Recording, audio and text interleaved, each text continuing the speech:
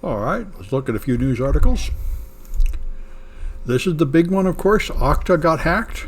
And just a minute, I'm going to stop something over here. All right. And Okta is a two-factor authentication solution that many companies are using, including Cloudflare. And they have been notable for their terrible response to this breach. It happened in January. They didn't tell anybody until a couple of days ago when the people that breached them started bragging on Twitter that they'd hacked them. And then they tried to say that it didn't matter and that they didn't access much of anything. And now they're having to admit they did access customer info for apparently hundreds of customers. So this is the most common kind of breach notification, is run by a company that doesn't know what they're doing at all. And they get lawyers, and all the lawyers say is don't admit anything. Don't give any details, because that way we haven't made any statements that you'll have to try to walk back later. And that's the opposite of the kind of breach notification that helps customers and makes people trust you. And Cloudflare has already said they're looking for an alternative service to replace them. And I think many other people will make the same decision, because this is how you lose trust. They were hacked by this group called Lapsus Dollars, which is an extortion gang. And that group, in fact, is teenagers. They have found they have terrible operational security, and they're not very technically smart, but they tend to, but they've been very successful, which shows, that you do not need sophisticated attacks. Let's see a comment up there. A big problem when it's like critical infrastructure. Yes, exactly. That's why, a lot of people say what we need is laws enforcing breach notification in America. We don't have much, and companies do whatever they like. But, one company, by the way, that is very good about this is Cloudflare. Cloudflare has been around for years, and they've had several security incidents, and every time they do, they admit it right away, and they right away have a detailed blog explaining exactly what happened and how they fixed it. And that's the best you can get. I mean, you might think that you'd like to work with a company that will never get hacked, but there is no such thing. Everybody gets hacked, and the best thing you can do is come clean and explain exactly what happened and exactly what you did about it, and then people can make an intelligent choice as to whether they feel like you are a trustworthy company or not. I think Cloudflare is very trustworthy. So this is so they found a teen in England, and apparently another teen in Brazil are the active ingredients of Lapsus. And what they've been doing is very simple attacks, like SIM card switching. And another trick they try is just, they'll try to log in with two-factor authentication, and they just send a box to the person saying, click on here to authenticate, and they just keep sending it over and over and over until somebody clicks yes just to get it off the screen. And that, of course, doesn't work all the time, but it works sometimes. Another very common technique is they just offer to pay anybody for giving them your password to get in the VPN to get on your company machine. And apparently, employees are willing to sell access. Do you want the public to know about all mission-critical attacks? Well, you do, in general. Want the public to know. You don't need to tell them everything. This is the same thing with any kind of breach notification. You need to tell them what they need to know. I mean, they don't need to necessarily know all the technical details, but if you withhold some technical details, you need to explain the reason. For example, RSA got hacked. And RSA is important for military and national security, so they never explained exactly what happened. But they did offer to replace tokens for free and other things like that, and they said that if you signed a non-disclosure agreement, they would give you more details. So that was a pretty good response. So, I mean, you have to give a clear explanation. And what people don't necessarily need to know all the technical details. What they need to know is, what should I do? Should I do a password reset? Should I add two-factor authentication to things that don't have it? What do I need to do about this? How do I tell if I was affected? So, that's why, you need to hire an instant response team that has some experience. And then, but you're quite right, you may not necessarily want to disclose everything.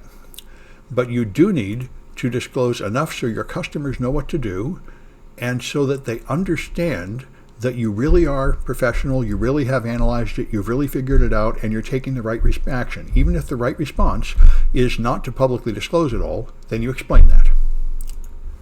Anyway, So that's Okta. And this I thought was extremely interesting. I'm going to throw this in the chat.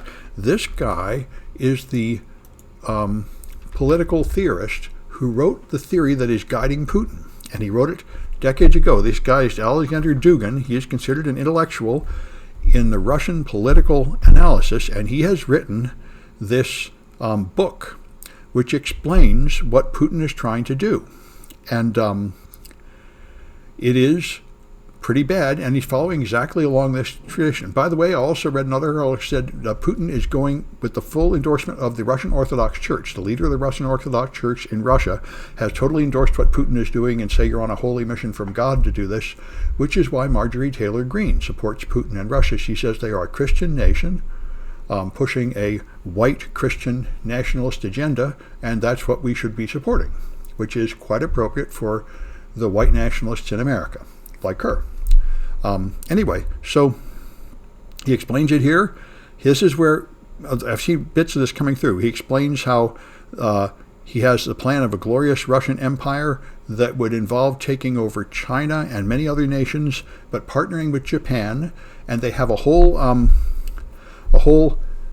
They explains their goals and how they. Well, I must start with Ukraine. Ukraine is. The existence of Ukraine is an intolerable blight on the world, and the first thing you must do is bring Ukraine into Russia, and then you must keep taking over other nations. So I think it's extremely informative and does strongly suggest that what the Ukrainians say is quite correct, is Putin is not going to stop with Ukraine, and we really ought to vigorously help Ukraine fight them off, because if they take Ukraine, they're just going to keep taking nations, and after a while they'll be taking NATO nations, and then we'll be in that war we're trying to avoid anyway. Yeah, I hadn't realized that the evangelicals would throw in so much with Putin. Now I think a lot of Republicans have now turned against Putin from seeing the graphic images, but there's still quite a few apologists like Tucker Carlson and Marjorie Taylor Greene and others that remain firmly dedicated to Putin and parroting Russian propaganda, and they're stars on Russian TV. Putin should have called Hitler before trying his blitzkrieg. Well, I'm not sure I agree. From a military strategy point of view, Putin's invasion of Kiev might have succeeded. There were unforeseen factors. I do not think he expected as much resistance in Kiev, and I don't think he expected so much media to pay attention. He's done this several times before. He invaded Ukraine before, and nothing happened. So, yes. Well, that's right. He's with Nazis. Yeah, that's what he says. All right. And so this one I thought was pretty nice. I was happy to see this. It is tempting in this age of partisan rivalry to pretend that all Republicans are the same and perhaps all Democrats are the same, but they aren't. As we saw when Trump tried to perform a coup and take over the government despite losing the election, it was Republicans that stopped him. Republicans, judges and Republican officials that refused to go along with it. And this guy, they passed one of these anti-trans bills in his state, and he's the governor of his state. Utah Governor Spencer Cox, he vetoed the bill, and he gave a very good statement, which this article points out is something I've not heard from any other Republican, but this is the right point. Instead of babbling about the importance of protecting straight people from those scary transgender people, he said, there's these poor kids who are transgender, and they have a high suicide rate, and they feel miserable, and why are we picking on them? It was very good to see someone say that, Let's think about the actual people directly affected by these laws, transgender kids. And he also said, I think it was about sports, not letting him compete in sports. And he said, there's a total of 4 transgender kids competing in high school sports in Utah, and only one that would be affected by this bill.